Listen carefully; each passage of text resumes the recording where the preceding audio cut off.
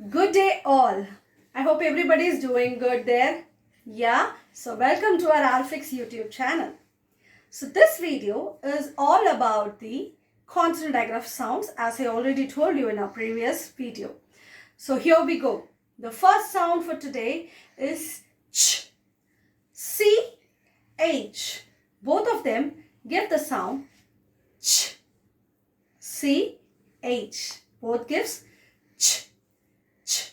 So let us look at some of the examples. Ch, a, cha, t, chat. Ch, e, che, d, ched. Ch, o, chaw, chop. Ch, I, chi, n, chin.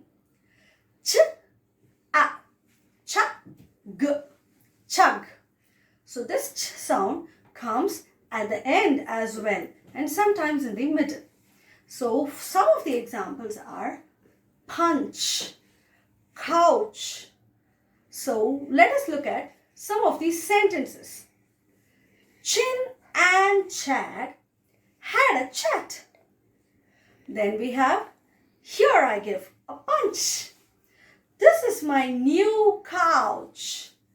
So here we saw all the ch sound words and sentences.